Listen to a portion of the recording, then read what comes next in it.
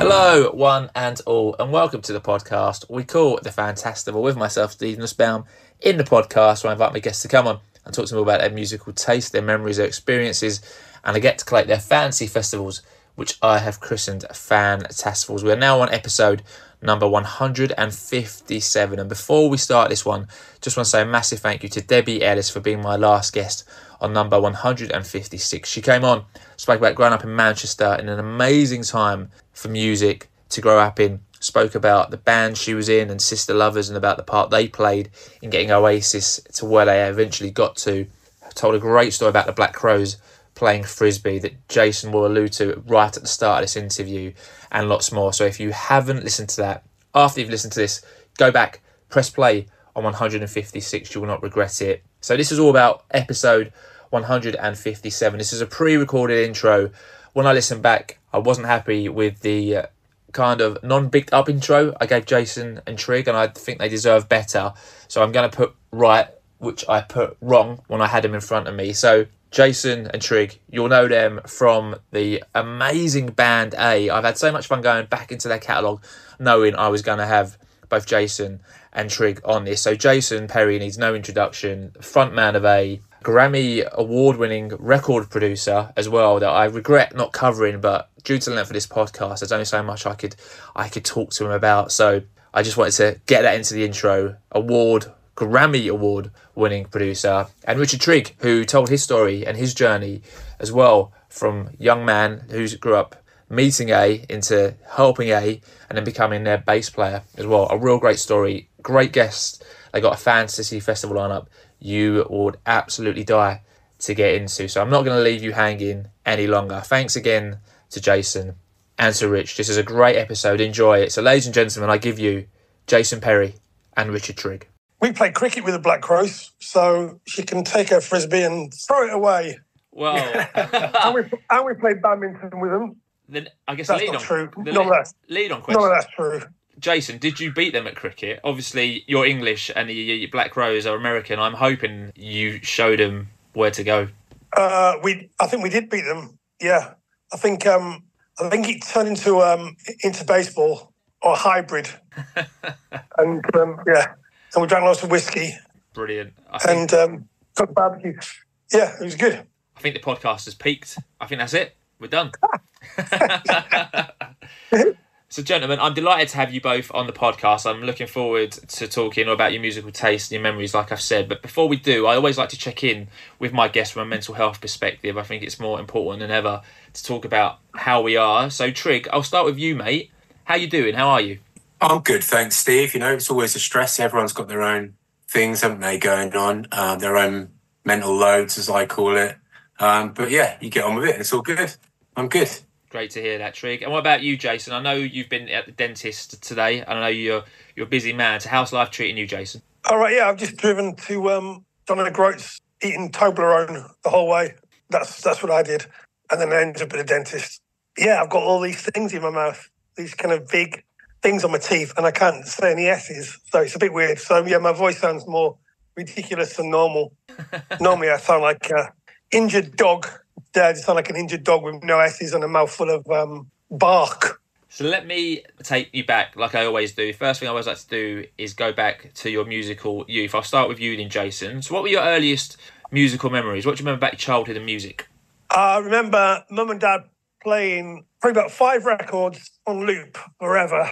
And that would have been Johnny Mathis, would have been Hair the Musical, Twist and Shout and Money by the Beatles, The Best of the Hollies, and then Mamas and Papas. So they were the records that I grew up with, all great records. Until I got into music myself, and the first record I ever bought was So Lonely by the Police.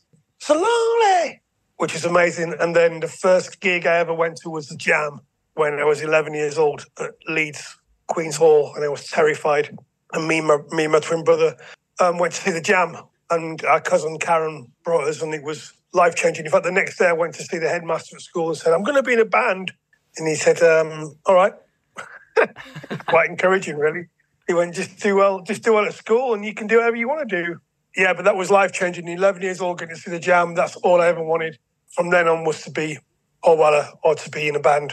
And all those influences, so like Mamas and Papas and Beach Boys and the Hollies and the Beatles and the Jam, they were all massive influences, still are in A, really, a lot more than rock music. I remember when I first moved to Suffolk, when I met Mark, our guitarist, we were 13, and my favourite bands were like Sade and Big Country and U2 and kind of new wavy pop bands, really. And everybody else at the school was into Iron Maiden because it was like a village, so it was like village metal, and AC/DC and Iron Maiden. And then it was weird, nobody liked the same kind of music that me and Adam liked, because we come from Leeds, from a city, and we moved to a village. And that's where I got introduced to rock music. But at that point, never really listened to it. So yeah, all those influences from being young kind of carried us through. What about you, Trigg? Well, probably less cool, but my parents really non sort of musical minded, really. So I sort of grew up with, like, my mum would do like, I'd call like background music when she had friends over, but it was always one of two CDs, which would have been, they were both Enya CDs. So there was like Shepherd Moons and the Celts. So they were kind of, which I still love. Jason thinks I'm mad, but I do still love that. I like Enya. Oh, she's so good. But how can you not like Enya? She's amazing. Yeah, that is meant. You can't dislike Enya. Like, who said that? It's like disliking saying I don't like waterfalls. But someone said that. But then from my dad's point of view, like, my mum and dad are separated. So I spent, as a kid, like, a lot of time in cars, like driving around my dad on a Saturday. And it would always be the local radio, which was Broadland. So it was like music from that time, Belinda Carlisle and Michael Jackson, Mr. Big, sort of late 80s, sort of pop, basically. So that's kind of where I came from in like a broad sense, musically. It was kind of like out of date pop on local radio, but then, yeah. Suffolk pop. Huh? Suffolk pop. Suffolk pop, yeah. And then I tell you what, I really like had a thing with, like, when Michael Jackson Badge came out, that was like a big thing. That was like the first record I ever brought was on tape cassette.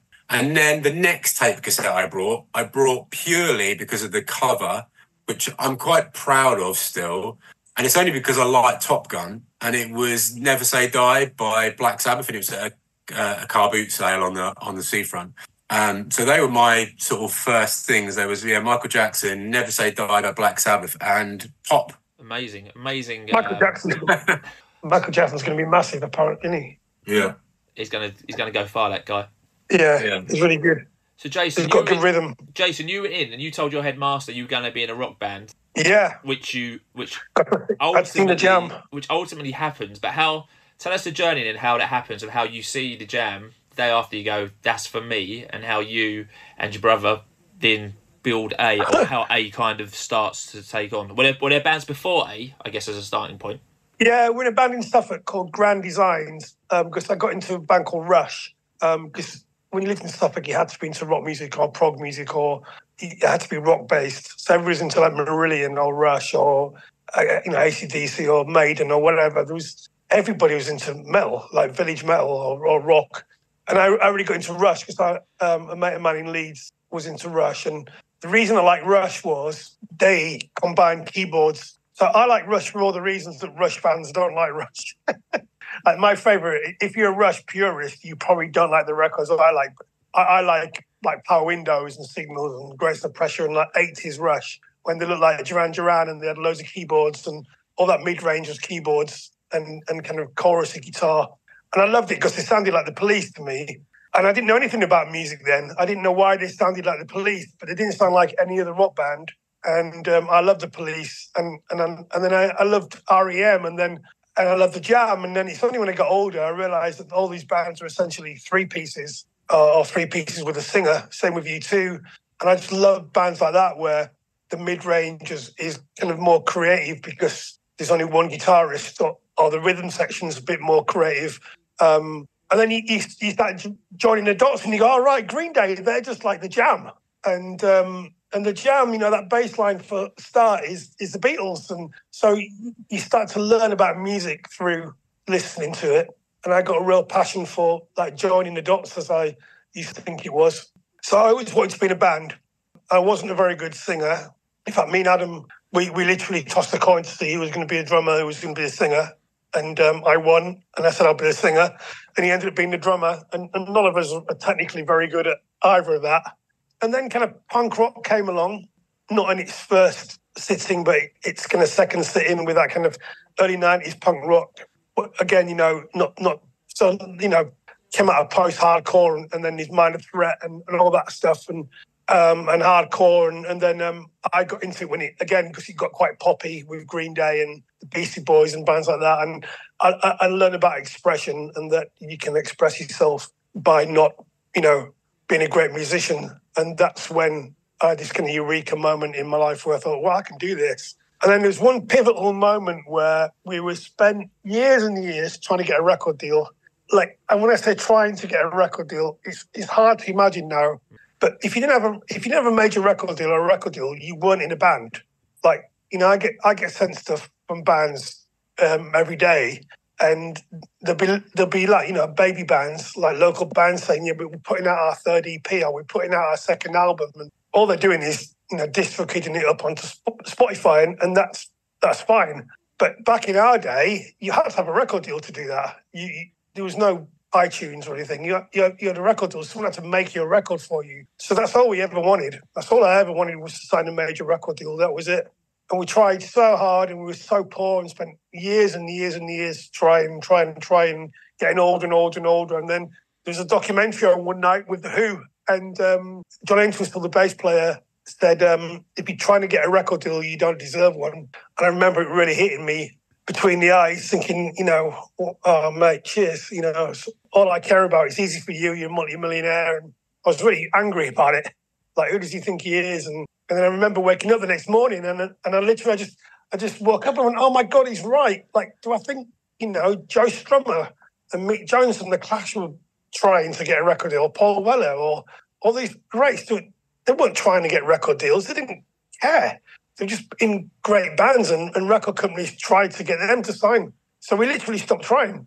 And that was it. We had a manifesto where we'd stopped trying and we rewrote all our songs and we tried to put all our personalities and sing about ourselves, which we'd learned from the Beastie Boys. And within 6 months, we had 9 major record deals on the table and, big agents and managers and everything. And it's because we stopped trying. And I still try and use that lesson today in everything, really. If you really care about something creatively, you've got to get to a place where you don't care. It's really hard to do, but that was a big turning point in my life. Because if I hadn't have done that, we would never have been in a band, never got a record deal or anything. So that's a long-winded answer, but it was really good advice. Thank you, John Entwistle, for that.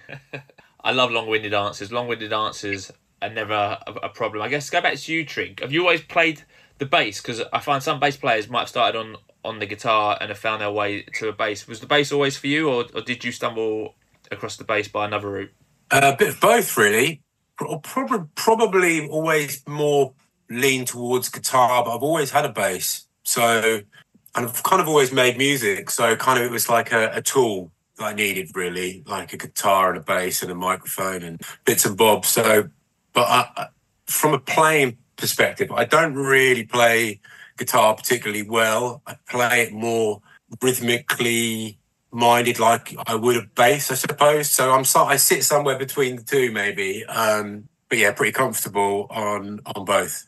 If that makes sense. Yeah, absolutely. Who are your favourite bass players in? So who do you look up to as a bass player?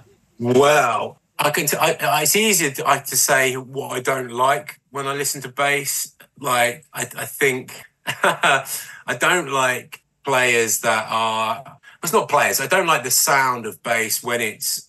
What's the word I'm looking for? In tune? In tune. No, I'm just going by what I can hear from you, Trigg, when you're playing. You Thanks, don't like mate. bass players in time? Yeah, I don't like bass players in time or in tune. No, just that kind of real sort of thick. Where it's a non-event, like a bass that just exists. Like a lot of new, really gated metal kind of lives in that space where it's just there. It could just be MIDI, it could just be anything. I prefer to hear it like if you listen to like Jimi Hendrix Experience or the way that Noel Redding would move around what Jimmy was playing, more of a sort of bluesy take on it, really. I like bass that moves. So Green Day are a good example, like the way that the bass would move throughout a song rather than just be exactly the same, moves with the vocals. That's what I like to hear. I mean, in terms of we always kind of cite Alex from Blur, don't we? Is a good example in our band. Yeah, exactly. Where it tells a little story and it's got its own little journey, but glues everything together. Exactly, yeah.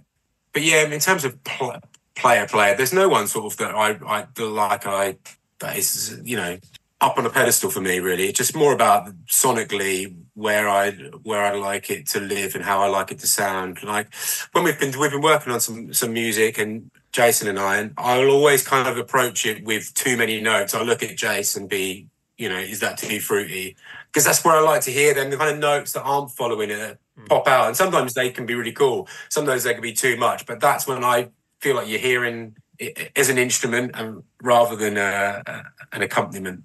That makes complete sense. So, Jace, to come back to you then in the Ace story, you get your record deal, and then what happens after that? I know how Ace of Buildings comes out in 97, but is it record deal and then straight into recording, or did they kind of take you out first? How did that process work?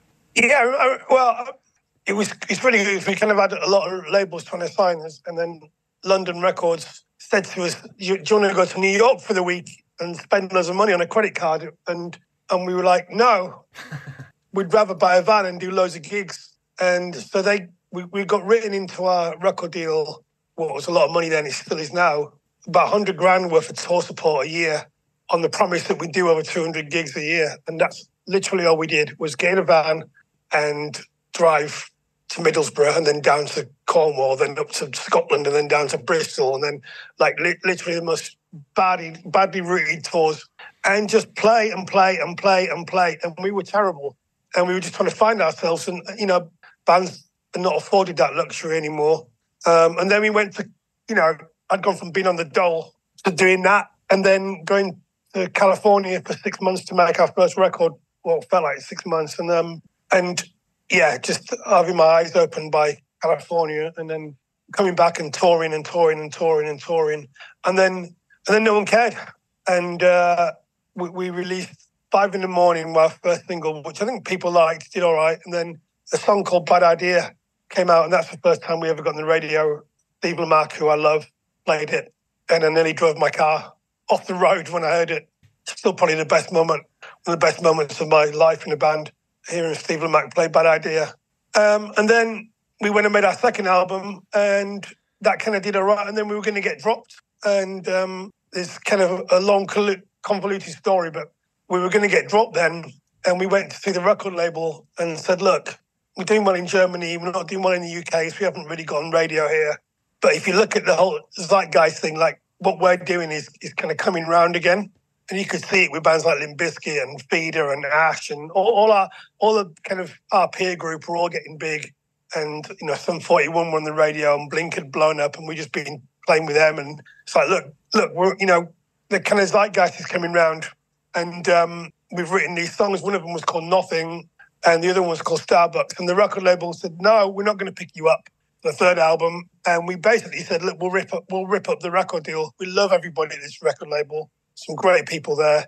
We'll rip it up. You don't have to give us any money. Just give us some money to go away and record these songs. So that's what we did. We lived on credit cards, and we went to ICP in Brussels and made Hi-Fi Serious, and came back, and it ended up being, you know, A-listed at Radio 1 for about 8 months, and Nothing and Starbucks. And then it was crazy, really.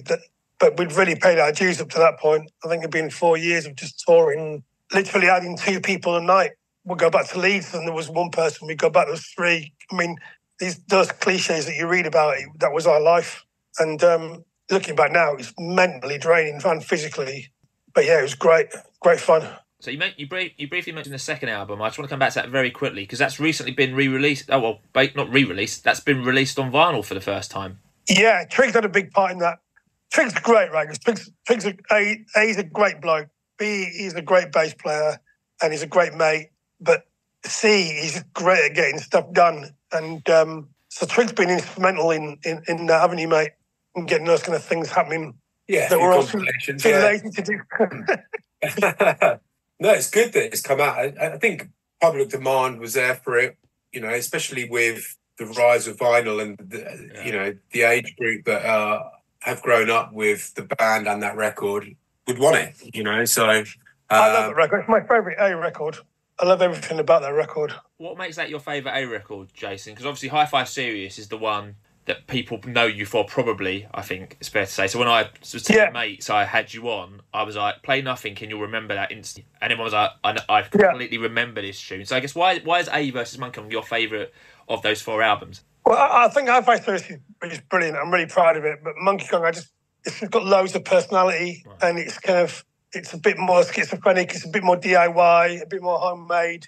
I recorded all the vocals myself in my room and did a lot of the kind of pro stuff, and it was just a bit more scrappy. I just loved making it. It felt like a real, and I love the graphics, I love the inlay, and the album cover, and that tour is when we weren't big outside of our scene, but that tour we started to fill halls, like decent sized venues, like the Astoria and Wolfen Hall, and so there were proper gigs then, and we could put on a bit of a show, and it was magical. It was brilliant. That was like our coming of age, where we just like turned into a really good band, and we were so confident going into Hi-Fi Serious. We knew we could better that, and we're getting better at songwriting and stuff. And sonically, a big thing happened between Monkey Kong and Hi-Fi Serious is that Pro Tools came of age in its first incarnation. So we knew that we could make a more bigger sounding, polished version of A if we kind of got involved with Pro Tools and stuff, which is what we did early on. But yeah, Monkey Kong was all just straight to tape, really, all that completely analog, just a band in a room mucking about. I loved it. Amazing, it's fantastic to hear. Trigg, I guess while this is going on, Trigg, what's going on in your world to kind of bring your story back up to speed? What, in the 90s? Yeah. Well, it's a funny story, I'll tell you. So I get off the school bus circa December 96, something like that. And me and my friend Johnny, we used to always get off the school bus on a Wednesday. We'd go and buy a small packet of Golden Virginia tobacco, 12.5 gram pouch, and a Kerrang magazine. And then we'd go and sit on the golf course in Southwold where we got off our school bus where we lived. And we made a roll up and we read Kerrang, right? That was the thing that we did. That's how you found out about bands and stuff. And we were super excited. So we'd get on a Wednesday and we're going through it. And this tiny little picture, I recently posted it on the A Instagram actually, because someone sends it and I was like, no way, that's the picture. But this small little picture was in there and it said next big thing.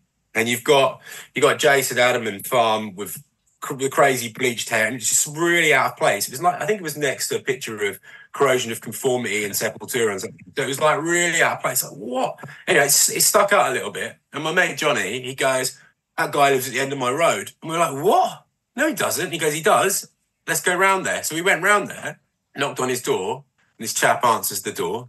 And we're like, hold up this magazine. We're like, is that you, mate? I mean, it's a tiny little picture of it. Is that you, mate? He goes, it is. And we're like, no way, you're in Kerrang. This is amazing. And he's like, yeah, it's my band, And we're like, what do you sound like? And he goes, it's hard to describe. I'll lend you a CD, but I will need it back because I never get given anything, right?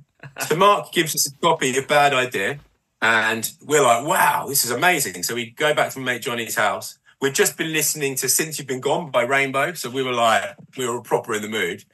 Stuck on Bad Idea, and of course, if you know that song, then you kind of go, right, well, this is not like Since You've Been Gone by Rainbow.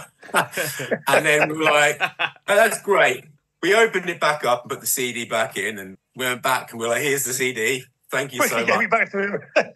for letting us listen. He goes, what do you reckon? And we were like, yeah, it's cool. Yeah, and he goes, we're going on tour with Faith No More. We're doing some shows with Faith No More. And we were like, oh, that's when our ears pricked up. We're like, oh, wow, cool. That's great. And then whenever it was, a few months later or whatever, I was going past and I was playing in like a band, and we used to rehearse at where A used to rehearse, this little place called Fuzzy Finch's. It was like a little extended garage, wasn't it, Jase? Like, I don't know what you call it. But we used to rehearse there as well, so you see the A stickers and stuff. Anyway, we were in this little band, pretty crap, sort of did Ash covers and stuff like that. Anyway, and I'd call in on this guy, Mark, and I'd be like, what's going on? And he'd be like, oh, well, we've just done this, and that tour with Faith No More was this, and this happened, and, et cetera, et cetera. And he'd always fill me in, and like every, however many times a year, like I'd walk past and I'd call in, and that's how I ended up becoming friends with him. And we started going for pints. So we'd go, "I'll go, do you want to meet up for a pint?" And then I'd hear the stories about A, and obviously then years later, he'd be like, "I told you it wasn't bullshit. They're absolute bellends." And true story. And but like we just became closer and closer. So that was kind of I was kind of like living like what was the rise and the start of Monkey Kong. And so so Howay's coming out, Monkey Kong, into sort of them launching into hi-fi. I was kind of hearing that firsthand, like sort of experiencing it at the same time with Chappers, really, which is really nice. So that's kind of what I was doing in the 90s, kind of being in a crap band. But talking Mark from me. What are you doing? yeah, talking Mark from me. So Hi-Fi Series... You're the crank caller. Hi-Fi Series, then, you reap the benefits, right? Like you said, does really well. Last time I read it was a certified silver, so over 60,000 copies, which is no mean feat at all. You mentioned Nothing. You mentioned Starbucks. It's full of great tunes. Could go on about it all day in terms of you win Kerrang Best British Band Award. And I guess you make it to 2005 and things don't, I guess, go the way you planned for them to go, Jase. Well, in my hindsight is obviously genius.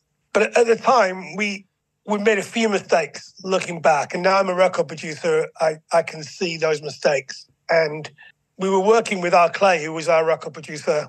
He was more of a producer than an engineer in a lot of ways. Like he taught me a lot about structure and stuff like that. But we kind of got seduced by the kind of bands that we liked and we loved. And we ended up going to Seattle and making a record with Terry Day, who was awesome. I love Terry. And he'd obviously made, Limp Bizkit and Deftones and all these bands that we've been playing with a lot in festivals in Europe and stuff and seen around and liked and got to know and stuff. And so let's go make a record with Terry Day. It'd be brilliant. And I remember the record label wanted us to try and collaborate with a few of the writers or a few of the bands and stuff like that. And I remember it was just what I kind of thought was a good idea, but some of the members of the band didn't want to. And we really should have done. And I just feel like we just kind of, for all the reasons that I love Monkey Kong is why I think that album didn't do very well. But also because creatively, because I think I lost myself. I didn't know what I was singing about. There's no personality on it. I felt like we just wanted everything to sound big. Do you know what I mean? And it was all like, how incredible does the kick drum sound? Well, no one cares out of our musical peer group. And so I think we just got locked in on that a little bit and made, and it was a hard time. I was in Seattle for 3 months and, I had a 1-year-old baby at home and another baby on the way. So wife at home with a lot going on and a lot of resentments. And it was just tough, living in a hotel in Seattle. Sounds amazing. It was amazing making a record with Terry and he was fantastic. And, we always got on our band. We always had a great time. And there's some good moments on it. But the whole zeitgeist thing that we got caught up in on Hi-Fi Serious, because England is so cyclical and moves so quickly. By the time we come back from Seattle with this new album, I remember seeing bands like the Kaiser Chiefs and thinking, well, who are they? And, and suddenly they were everywhere. And it was this, and I remember listening to I Predict a Riot and thinking, wow, I wish I'd have written a lyric like that. Like, that's the sort of lyric I would have written on Monkey Kong. That's full of, what's the word? Almost naivety and just effervescent. And I just thought, oh, man, this album's a bit boring that we've made. I think we look boring, we're all wearing black. And I don't know. I just think, but I also think rock music got really boring really quickly, like rock music does. It always does. And that's why punk rock comes along and destroys it, or hardcore comes along. Is like hip hop's got boring now, you could say. So country rock's coming back to destroy that. Like you musical genres become a kind of victim of their own success. And all these rock bands just kind of look the same. Everybody has the same fringes. Everyone's wearing black. Everyone's holding their guitars the same way. And we just didn't fit into that world. And I just don't know why we tried to shoehorn ourselves into that. But this is just me speaking personally. Yeah. Like some members of the band love that album and a lot of our fans love it. So it's just me speaking personally. And I haven't got the voice to be in a big rock band. I have, like Damon from Blur hasn't got the voice, do you know what I mean? And that was the best thing about our band is I didn't have that voice. And then suddenly I started to, I just lost our way a little bit. But all bands do. And but normally you get a chance to redeem yourself, but we didn't. We decided to, once you've been edited on radio and you've been on front covers and you're doing Brixton Academy and stuff, to suddenly 2 years later be doing a quarter of that, and the record label just don't want to know. Then the kind of writing's on the wall a little bit, and we ended up having to split up because we couldn't afford the VAT bill, and so we had to sell a lot of gear to pay the VAT man, and it's like, yeah, it was really sad. It was horrible. Another long answer to a question I can't even remember.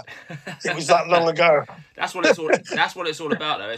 It's all about these long answers. At all. You mentioned you mentioned not getting the chance to redeem yourself, but obviously, you're still going, and you've been going, since 2008, since you kind of reformed to do a few shows here and there. Do you feel like you've redeemed yourself yet, or do you feel like that redemption is coming? Obviously, that's a great question, and it's a really valid question, and it probably seems really trivial to people, because, we're not the biggest band in the world.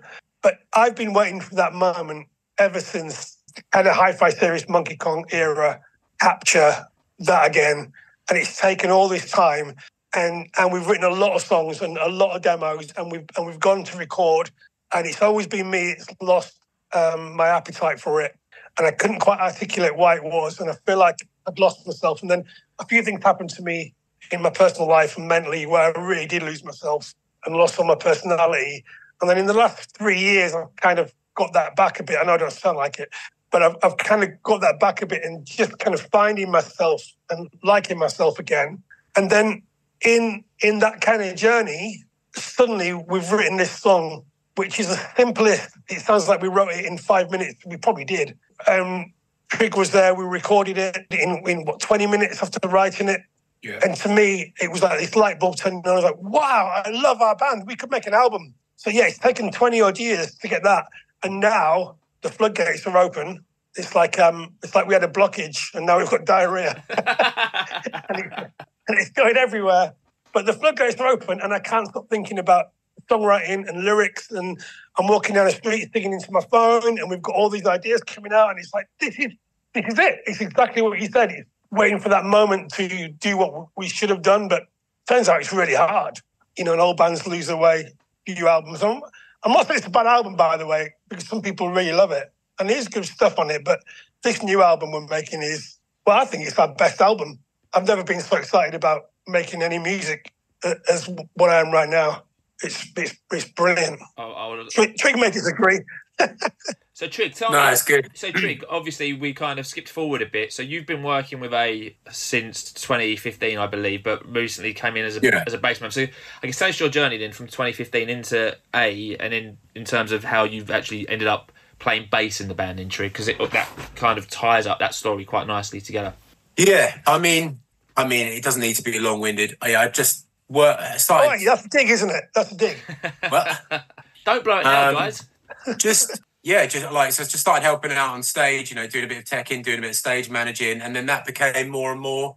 And then I did the Hi-Fi tour in 2018. And we did Download, and then that was really good. And then the 2018 Hi-Fi tour, and sort of took on more of a sort of TM's stage managing tech role. Just started to do everything, sort everyone's gear out, and just started to manage everything. And that was fine. And I love that space. And Doug was playing then, right? Doug was doing that. So I was sort of all of Doug's stuff was going wrong, so I ended up kind of just having to spend most of my time trying to make Doug's stuff not go wrong. And but like I love doing that, and I love that space, and I do that with other bands too, and I still do, and I still will, because I just love it. I just love being surrounded in knee deep in shit, like on a stage. Like I love that, like panicking and people like flustered and stuff. I think I'm quite good at that. But anyway, so I was doing that. We're doing that for a while, and then, people came, people went, and then ultimately most A stuff revolves around me and Mark in a car going back to Suffolk, or in a van, dropping a van off, an extra 3 hours onto most journeys when everyone else is gone, the tour is finished, or whatever we're doing is finished.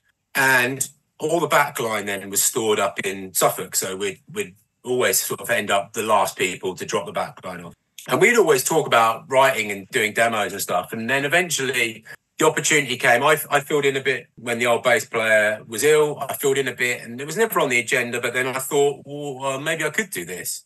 And then we just met up one day and had a bit of a barbecue where the back line was, and we did some playing, and it was like, this is easy. And then it was like, can you play any A songs? You know, can you remember? You know, I was like, yeah, I can play loads of A songs. And I filled in on a few rehearsals as well, weirdly. But you know, so I had a bit of stuff, and we played a few songs, and we had a good time, and it felt good. And so then we did it again, and sort of felt good, and then we just kept on doing it. Yeah, just sort of naturally. It wasn't sort of like a conscious. This is happening now. It just sort of felt right. And then, like Jase said, that new song sort of started to develop out of another idea that we were playing, and then that we hit upon that song, and then it sort of started snowballing, and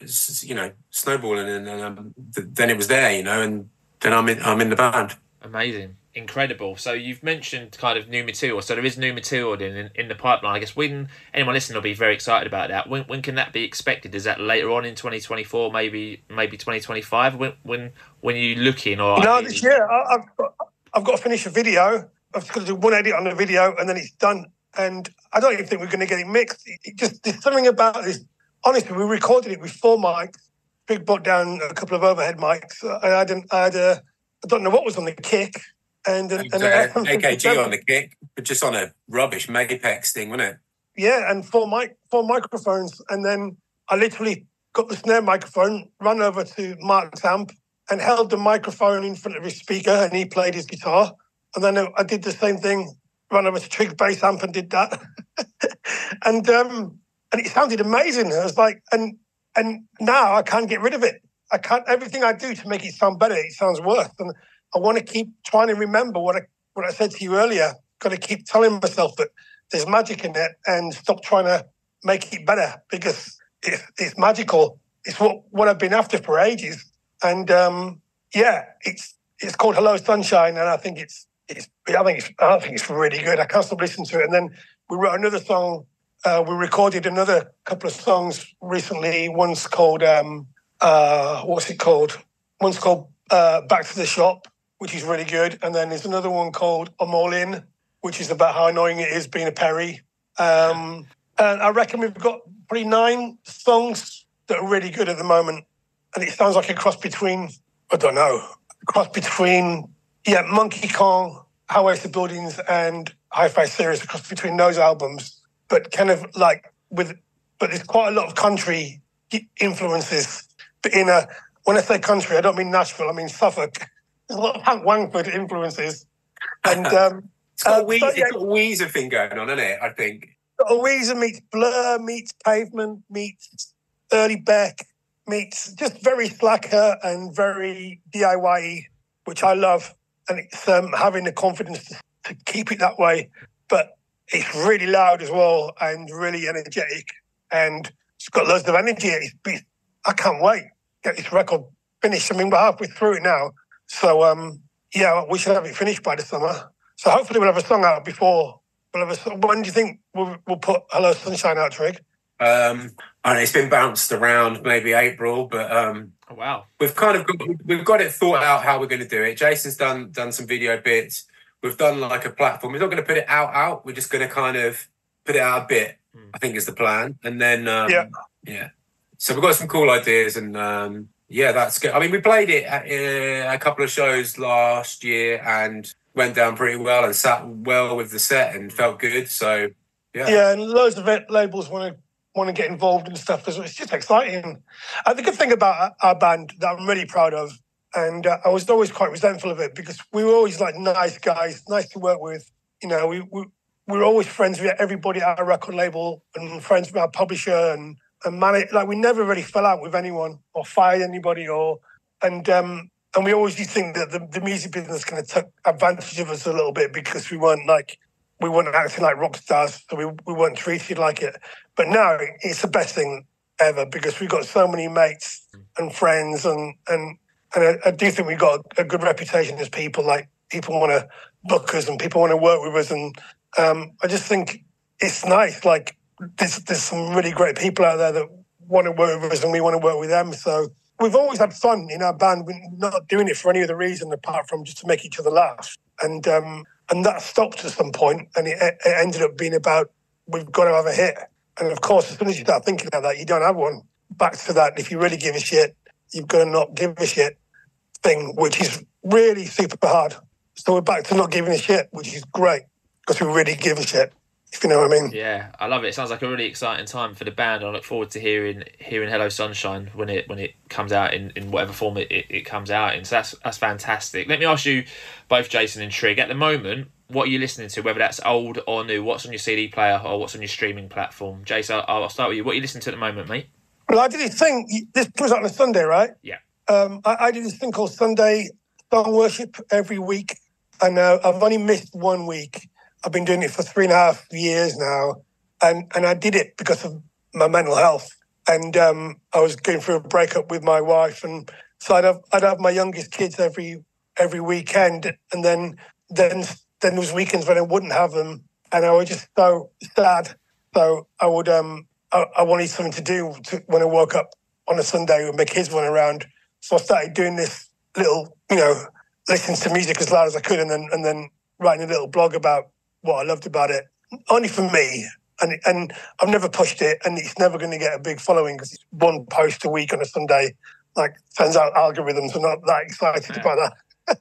With no hashtags. But I do it every Sunday religiously now, and I've only missed one, and I love it because it makes me listen to music, and people send me stuff, and like Simon from Broker just sent me a song today saying, you got to post about this one, and so I do that every Sunday, so that's what I'm listening to, and it's just different. If you follow the Sunday Song Worship playlist or go to the Instagram page, there's a playlist on Spotify, and you can see all the stuff I listen to, which is kind of what you'd expect me to listen to, really. I love rock music when it's like pop. So there's loads of... I don't know, what's the last thing I probably listened to, which I loved, is 21 Pilots and Turnstile, and I love the new Idols record. Can't get enough of that. Listen to that in the gym all the time. And also Casey Musgrave and Taylor Swift. And 1975, it's just what you'd expect, really. Good stuff. Yeah, in my opinion. Mentioned some great bands, Jace. It's some great bands around, isn't there? Yeah, really great bands around. There's still some great bands. I think maybe people don't have to look as hard as what they used to find them, but there's still many out there. What about you, Trigg? What are you listening to at the moment, whether that's new or old?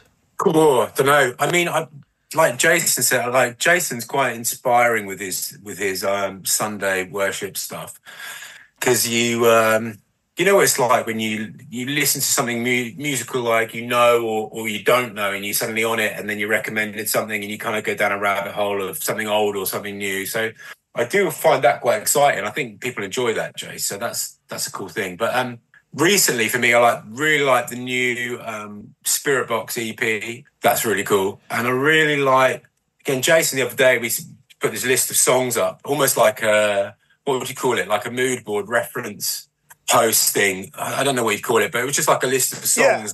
Like a mood board, yeah, like a mood board. So it was kind of like revisiting some old stuff that really kind of gets me going in the sense of, musically that's still feels exciting. So I've been listening to High Low by Nada Surf from, I don't know what year that is, maybe 97.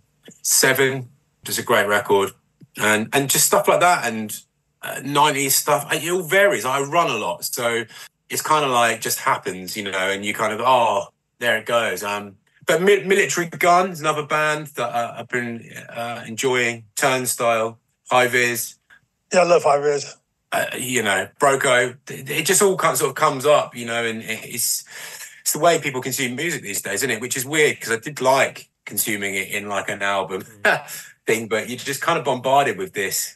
My son is 21 in this month. My eldest, we went on we used to do a long car journey every week, a bit like you and your dad, Trigg, because he was in school in Suffolk, so I'd pick him up on a Friday and drive him back down here.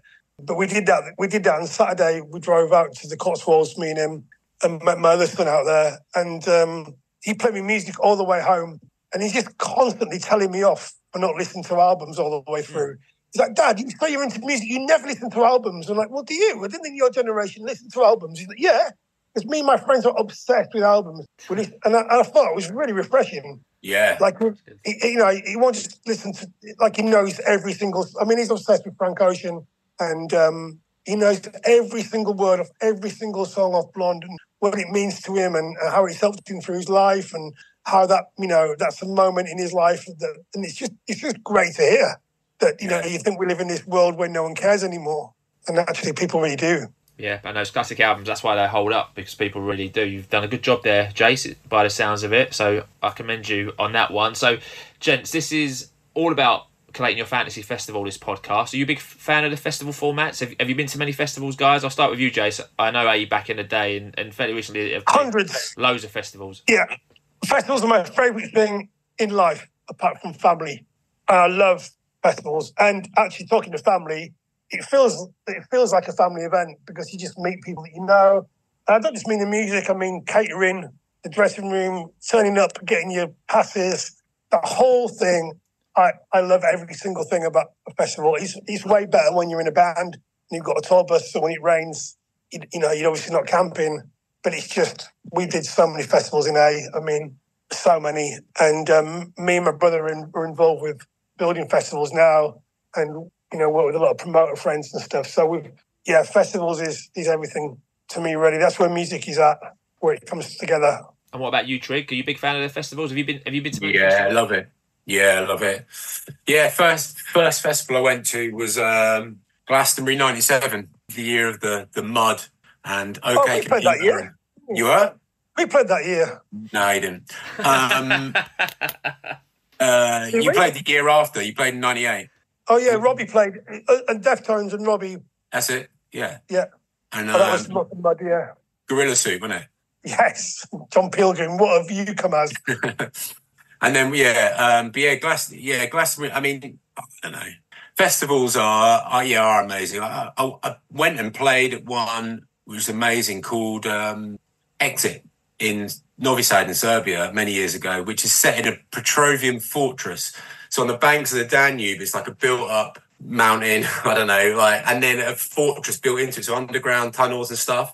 And it's, imagine like Glastonbury, almost enormous festival, but just plonked in this fortress. But between the stages, you're going through like cobbled tunnels, and festivals are wicked. I love festivals, going, playing, all of it.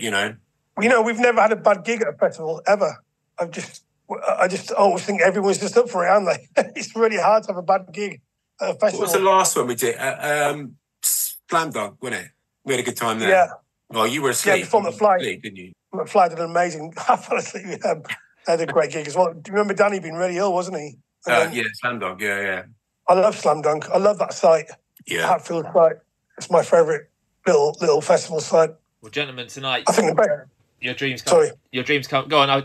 You were talking about Slam Dunk. I've never been to Slam Dunk. I always look at and go, that lineup looks wicked, but never quite make it down there. So Slam Dunk's one of your faves, Jase. Well, yeah. I mean, not musically really, but just vibe-wise, I just think Ben, who is a promoter, is a great guy. He does it out of love and works really hard. The whole team are just amazing people, and it's hard to make money making festivals these days. So much money to put them on. But what he gets out of that site, the Hatfield site, I think it's just such a great site. I love it. Loads of trees. I love trees at festivals. We once played one in Austria. I forgot what it's called now, but that was my favourite festival in Europe. In this Austrian mountain, just trees everywhere. And but the Japanese festivals are the best. They're the best times I ever had with A. So hopefully we'll get more of that again soon. Why They're incredible. Why the Japanese festivals for you, Jason? Because I guess that might not be so obvious. Is it just because of the fans out there, or is it because of the way they? Yeah, people are great. The whole culture, and it's a culture shock, and it's great.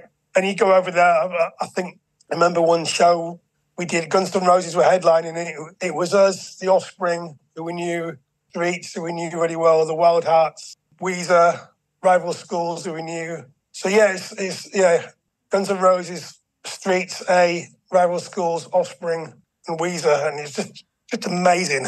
Like, just incredible. And everyone's hanging out, and it's just, I can't explain it. And the crowd are nuts, but so lovely. And it's just great. Really cool. Everyone looks cool. People put an effort, a bit of effort in. It's just great. Really great. That lineup sounds like it could be a fantasy festival lineup in itself, to be fair, the lineup you've just said, the one you've done. So let's do what we do on this podcast. It's time for you guys to collect your fantasy festival. So like I said at the top of the podcast, for anyone listening for the first time, our guests Jason and Trigg get to collect their fantasy festival. So they get to choose 5 acts, one of whom must play one of their studio albums in full, and they get to pick an encore, which can be any song by any artist ever that all 5 of their acts can perform to end their fantasy festival. So it's very simple. 5 acts take 5 time slots. So I mentioned at the start of this podcast, I had Debbie Ellis on in our last episode. She collated her Mersey Paradise Fantasy Festival, and she had Goat in her opening slot. In her super second slot, she had a band who both of you gents have mentioned. She went for Turnstile, who had their first fantasy festival pick after 156 episodes. In her midway madness slot, she picked Echo and the Bunnymen, followed them in her pre-headline act slot by Talking Heads, and had them play Stop Making Sense in full. And her headliner was pretty good. Not bad, huh? Her headliner was Prince, and had him play a headline slot, and it had all 5 of her acts play 24-hour Party People to end her fantasy festival. So thanks again to Debbie for coming on to that. I didn't know we could have dead people. Whoever you want, Jace. Alive, dead. Oh, I'll fucking have the Beatles then. It was easy, isn't it? Well, I'll have the Who, Beatles, Prince, and Nirvana. Well, you would think it's dead people. Come on, mate. This got it. I'm not having it. She can't have Prince. How's he going to play when he's dead? This is ridiculous. He's coming down to join us from heaven. He's there. He's ready. That's not true, is it? That's not true. Before we talk about your acts, gents, need to give your fantasy festival though a name, and we need to pick where to hold it. So, guys, have you got a name for your fantasy festival? Well, we haven't collated. I'm happy to go. Jace, go with it. Go with your name. Let's do one each. Okay. My name is the All British Guaranteed Sunshine Festival. That's what it's called. It's Sunshine. Okay. All British Guaranteed Sunshine Festival. It never rains in my festival. And it's all British, yeah? All British bands, and it never rains. No, I like. See, when Jay sent me this earlier, and I liked it. I like 2 things about it. One is the all British thing, not because of any reason, but just gives it some kind of theme, which I like. Yeah. And when at the end of COVID, the Download did this pilot event. I don't know if you remember seeing that. And it was like a scaled down, only British bands. And I think it was the coolest vibe I've ever been on that site. It was just so good. Just all British bands, scaled down version of Download. And then you just watched all these British bands just rule. And I love that, right? So I'm all for having that all British festival. But one of my bugbears about it is I do quite like, I don't know why it's changed, but I did just quite like the fact that the festivals used to be named after the place that they were in. I quite like that. So, but now it's just like... Yeah, you're right. Mishmash of nonsense. You can't call it Reading or Leeds anymore, can you? Yeah. And I quite like the fact that if you did a festival in Kessingland, it's called Kessingland. I love that. Yeah, I like that. I agree with you. So it could be, wherever we do it, brackets, all British guaranteed. Well, what's the name of? No, you tell us yours. We can do it. We can do it on our peach, gents. I'm happy to go through. No. I don't have a place. All I would say is quite like the coast. So I know I can see what I've written. I've got it printed out what you wrote, Jace. And that's fine. But I quite like the coast because it's just nice to go down to the seaside, isn't it? Yeah. Terrible for sound though with the wind. Yeah. Fantasy festival though, gents. We can take the wind away. We don't need the wind. We can get rid of the wind for a day if you want. Jase, you say your venue where you've got down. Well, I said Hadfield because I love that site where they run Slam Dunk. Yeah, I know let's call it in and out. Hatfield. Don't need any fancy name on it. Brackets, all British guaranteed Sunshine Festival. Yeah? Works for me. Yeah. All right. Great stuff. So we've got our name, we've got our venue. So 5 acts. So I feel like all the acts might be alive based on Jason's reaction to finding out you can actually have dead people in the Fantasy Festival lineup. Any acts who you want to mention who you love but aren't making it into your Fantasy Festival? Well, my 3 were Rush, Van Halen and Beastie Boys purely because they're the best bands ever and they've all got a member who's dead so they can't play. So that's why they're not making it. But in your world, Steve, they could just pop along, right? And just, yeah. But in my world, if you're dead, you're dead. And Neil Peart's not coming back. So they're the 3 that I've picked. What about you, Trigg? Yeah, I've got some big hitters in mind. I mean, we could bring them back up, but I've got Missed Acts, Deftones. Full shout. But I mean, I'd quite like to see him a bit later, so bear that in mind. Churches. Oh, great. Fleetwood Mac, Smashing Pumpkins, Turnstile, and Weezer. Well, that would be amazing. They're the acts not making it. In my list, yeah. That's like the killer festival for me, all those bands. It's amazing. Not a bad shout, is it? We could bring them back up, but I quite like the all British, and that kind of rules them all out. Yeah, well, that's why I did that. Yeah, right. Yeah, fair enough. All right, some great acts missing out. I'm excited to hear the lineup then, so it's going to be an all-British affair. All right, 2 o'clock then in Hatfield. Time for your opening act, gentlemen. Who's going to open in Hatfield Festival, the all-British guaranteed Sunshine Festival? Trigg, who have you got? It's the same as you, mate. All right, I got Bad Nerves. Bad Nerves. All right, Bad Nerves then. Great band. Why are they your opening act then, fellas? Why do they make it onto your fantasy festival? Gus Race, really good, and I think they'd be a great opening band. They're quite easy on the ear and very festivally. Yeah, and they can get there early. I think they're very punctual. Anything you want to add to that, Trigg? No, they're just great. Like, if me and Jase were at a festival and that was happening, we'd be the ones that were trying to drag the others to go and watch this band. Yeah, a good answer. Yeah. Great shout. All right, Bad Nerves are opening your fantasy festival. Maybe surprisingly, maybe not. First time Bad Nerves have ever been chosen for a fantasy festival lineup, so they're making their Fantastival debut. So they're going to play for us from 2 till 3. We'll take a half-hour break. That takes us to 3:30. It's time for your Super Seconds act. So, gents, who are you going to have in your Super Second slot? Well, I chose Rat Boy. Just a great festival band and really good mates of mine. And I love Jordan so much. He's one of the best people I've ever met, and they're incredible. And they're about to come back with a new record as well. So I think Rat Boy would be brilliant. What about you, Trigg? Spanner in the works. I did think Placebo would be good here. Too big for a second band. Come on, mate, you're not going to book them there. They're just going to say no. You don't know the other ones yet, though. No, but fine. I mean, yeah. Placebo's been on at 3:30, are they, on a Sunday afternoon? But Jase, this is fantasy festival. You do what you want. I've had people put Beatles on in the Super Seconds, and you just go, yeah, we're doing it. It's how it works. Okay, all right, I get it. Okay, yeah, good then. Good. I mean, Rat Boy's cool. Placebo's cool. I'm not sure. Yeah, Placebo's great. I think Nancy Boy's one of the best sounding songs ever made. That guitar sound. So what about Placebo with a guest appearance from Jordan, Rat Boy? Yeah, that'd be good. That could be good, couldn't it? As there's 2 guests, I'm more than happy to split like the bill. I don't normally do this, but I'm happy to have like. Well, let's two different stages. We've got Trigg stage and Jase stage. Yeah, let's do that. I'd run. Could do that. And we're flip flop. But they have Rat Boy to go see Placebo. That'd be good. Okay. Do that. All right. So you're happy to go for Placebo then, Trigg, in your Super Second? Yeah, I think so. Yeah. All right. Okay. This next one's going to cost us that theory though, because. All right. So Rat Boy and Placebo take us to 4:30. Half-hour break, and then we come to our Midway Madness slot 5 till 6. So, gents, who are you going to have as your Midway Madness? I'll start with you, Jason, because you've kind of alluded to someone. Well, yeah, this is a little band called A, and it kind of it's a spanner in the works because we can't make it over to Trigg stage because we're on this stage, and we'll be playing Hi-Fi Service all the way through between 5 and 6. And the reason that's funny is. Obviously, Nothing's our biggest song, but it's also the first song on the Hi-Fi Serious album. Yeah. And we did the Hi-Fi Serious tour and played the whole album in order, and then realised that we just screwed it up.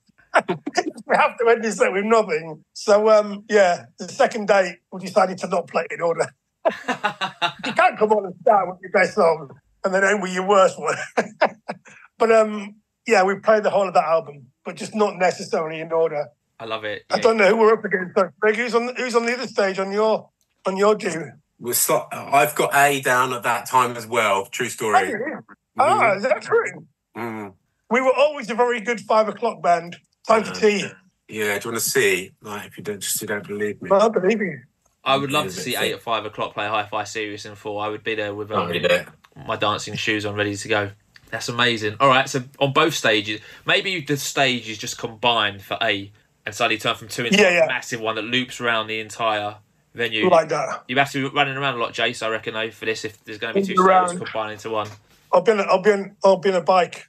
Seated. I'll be on a tuk-tuk. Awesome. All right, so a midway man that's playing Hi-Fi Serious. Then they'll take half-hour break, be 6:30 to 8 then for your pre-headline acts. So, Trigg, I'll start with you in this one then. Trigg, who are you going to put down as your pre-headline act? Yeah, I've got... So we don't really differ a lot here, but just on this one, I've got down Ash here. Lovely. I don't know if you know, I had Rick from Ash was my first guest of the year. I saw Ash about a week ago at the 100 Club in London. Second time I'd seen Ash. Amazing band. I love Ash. Great show. Yeah, I listened to that one, and Jase and I and all the 8 guys are really just love Ash. So that's why I've got Ash down there. But yeah. All right, Trigg's going for Ash. Jase, who are you going to have in your pre-headline act? Well, only because, I agree with that. But I agree with that more than you two agree with that. But I've got Don Broco there because I like having my mates around. And, Don Broco would be great coming on after getting dark. And, yeah, they're a great festival band. They certainly are. You've worked with them, right? You produced them. Yeah. So it's good to have bands that you know on the bill because you can show off to them as well. Like I collated this festival and you're playing. Just funny, yeah. So Broke would be great there. I think between after A. Can I just throw in a really quick anecdote, really funnily, Steve? So at Slam Dunk a couple of years ago, we're there. It's all nice and hot. It's all lovely. The band are playing, and it's all fine. And then we'd obviously done the day before in Leeds, and come down to Hatford on the Sunday, whatever day it was. And Jase is singing, and Danny from McFly, he'd been ill, came over to stage right, and we had a couple of cheeky beers. There was a couple of other people there. Jason's doing his singing thing. He sees Danny with me and a guy called Sean and some other people. It was great, but sees Danny, and then everything changes. The singing starts proper, everything. And I look at, he's like, all right, because he's seen you, he's now showing off. So if you want to get Jason to perform well, just have some people he can show off with aside a stage, and there's a good show happening right there. Just a little. I'm Broco with that as well. This is McFly and Broco. Broco on, yeah, there was stage left. Yeah, true story. And I can help myself. You've worked with McFly as well, Jase, haven't you? Yeah. They're amazing. Yeah, they're brilliant. They're a great live band. I'd have them on this bill. I don't know where they'd fit in. They'd probably been another 10 around the time we're on, and everybody would go to them like they did at Glastonbury, and they have to close down the whole field. Because whatever festival they do, they seem to close the whole place down because you go see them and they're so good. They're incredible. Yeah, I've seen McBusted, but I haven't seen McFly separately. But yeah, great band. McFly, I don't think I've ever been chosen on the Fantasy Festival podcast yet. I think as it stands, but let's bring them in.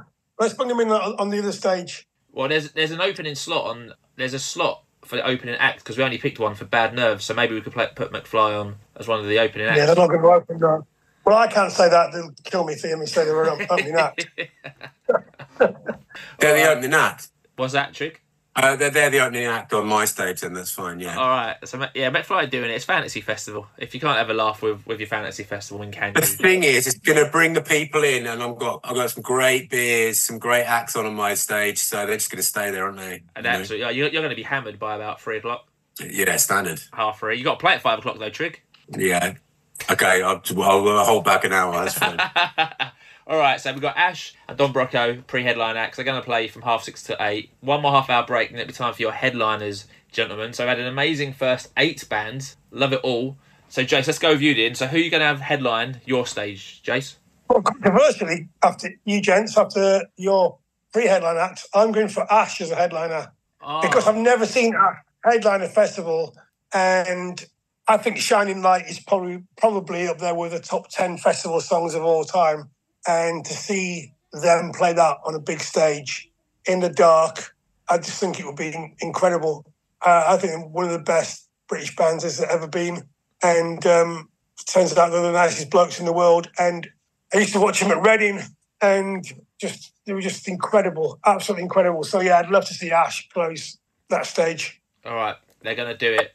I agree with you about Ash. I always liked Ash, and it wasn't until I had Rick on and I started like going back into their catalogue that I hadn't heard in a long time. And I thought, actually, this stuff really, really holds up really well. And it's almost, some of it's almost 30 years old, 25 years old. And it still sounds so fresh. So incredible. Yeah. They're like the same age as me.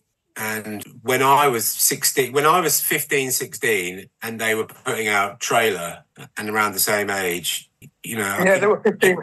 You're like listening to that now and going, that's amazing. Let alone 1977, but like just even that first stuff at 15, you know. And I think that's just so impressive. The level of songwriting that Tim's got is just. I love his voice. I love where Mark plays bass. I mean, the whole thing is brilliant. Yeah. Who's your headliner then, Trigg? I've got Oasis. Oh, yeah, it'd be great, wouldn't it? Well, it depends who the drummer is for me. It has to be Tony McCarroll, original drummer. So I agree. So, Trigg, every time someone picks Oasis, I ask that question. To me, Oasis are almost like two different bands. It's very different from the band that started and the band that ended. So you're going early Oasis, McCarroll on the drums and Guigsy. Absolutely, yeah. Yeah. It's something that Jase I talk about a lot, really. Like, it's just that era of Oasis. And Tony McCarroll, not the most accomplished drummer in the world, but that's kind of what makes it amazing. Just the way that he charges at it so simply and just naively as a drummer, and love it. Just is it the greatest debut album of all time? Probably. Certainly up there. So it's got to be up there in the top 5, hasn't it? I love it. And I love the B-sides of that era as well, like Acquiesce. It's something about it which just talks to me. Yeah, that's a great headliner. Them or Madness. Oh, Madness would be great as well. Yeah. Madness would be great. You only get Oasis is a great shout. 16th time they've been picked up. I had Debbie Ellis on, like I mentioned before. She was in a band called Sister Lovers. She's an photographer, but her band, she was basically the person who invited Noel Gallagher to gatecrash her Glasgow gig, which Noel Gallagher does, and that's the night McGee picks him up. So it was really interesting to hear her talk about meeting Noel before Noel was essentially Noel Gallagher, or meeting Liam in a pub and talking about trainers and getting to know him in the same rehearsals. It's amazing what Oasis obviously went on to do. Yeah, that's incredible. So, all right, we've got Ash and Oasis headlining in. So at 11 o'clock, Oasis are going to bring on Don Brocco, Ratboy, Placebo, Bad Nerves and McFly. That's an incredible lineup you've got all on your stage, and they all get to play one song of each of your choices. Well, to me, it's Feed the World, the Live Aid song. Okay. All going to play Feed the World. I love it. Trigg, what are you gonna have all your acts play together? I didn't really. I mean, I've got. So I thought I liked Rick's answer that he did, which was like an Ash song. So I thought maybe an A song. That'd be rubbish. You want it to be rubbish? Yeah. Yeah, it might be. I've also put on my list what God Only Knows, but then thinking about it could ruin it, and that's quite an important song to get right. Yeah. And I've got California Dreaming, and I don't know if you've got enough talent to pull that melancholy. That's too hard to sing. Yeah, no. Yeah. So maybe just all do. Oh, what's the American Feed the World? What's that called? We Are the World. We'll do Feed the World on my stage. You do We Are the World on your stage.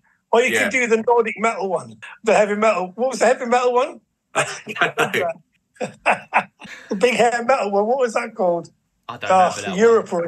It was so bad. All right, We Are the World. I know it was. He's like, West, we are children of the night. All that kind of stuff. West stars. It was terrible. Let's do that one.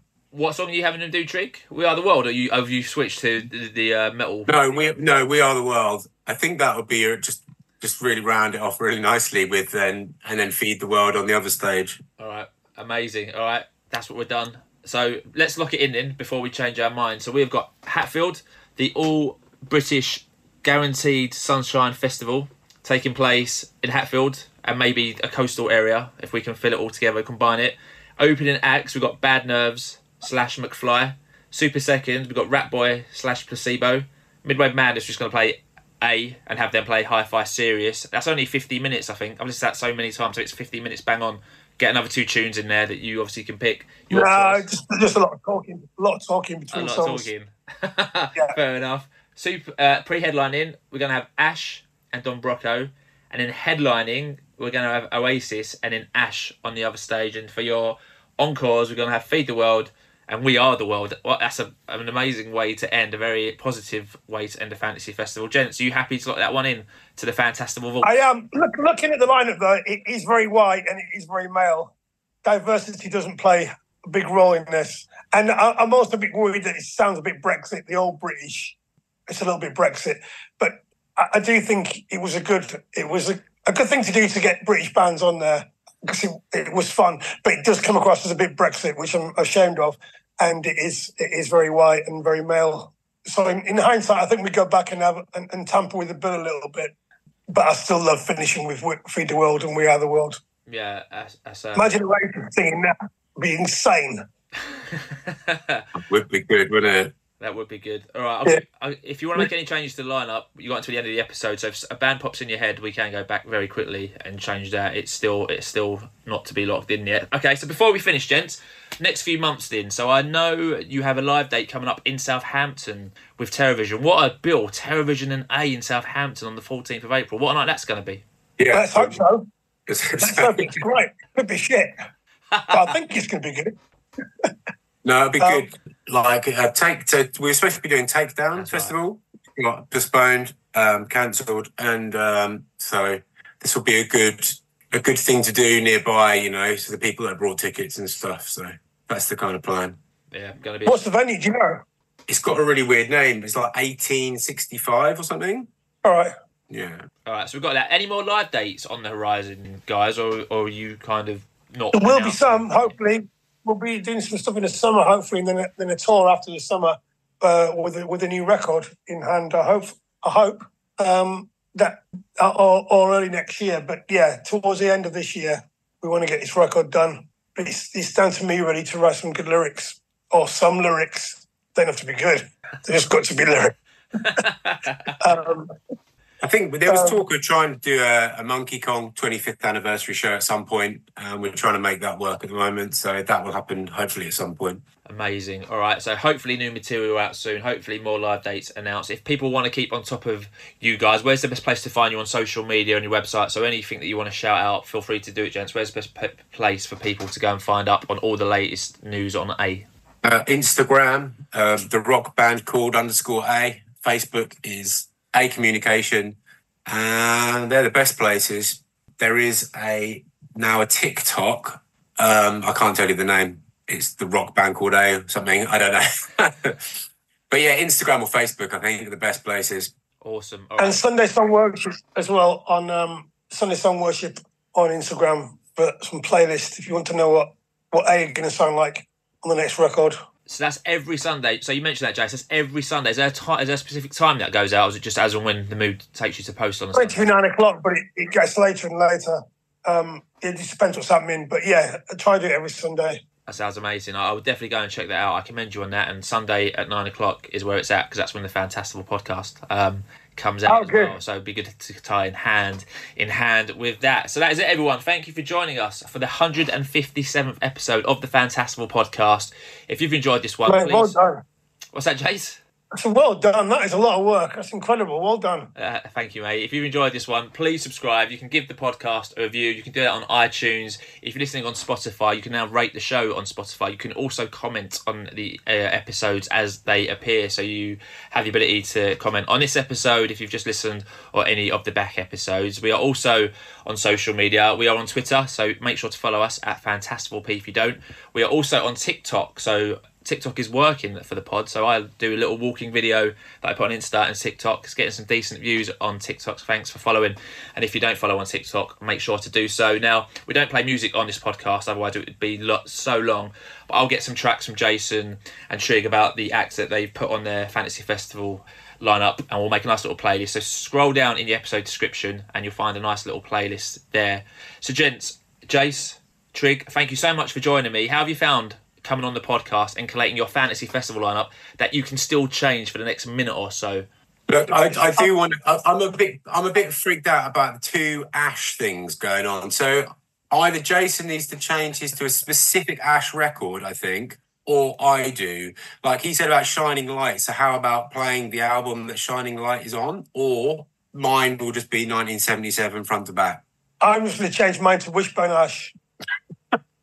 Okay. You want your headliners to be Wishbone Ash? Well, yeah. All right, let's do it. I saw Wishbone Ash about 2 years ago in Islington Academy.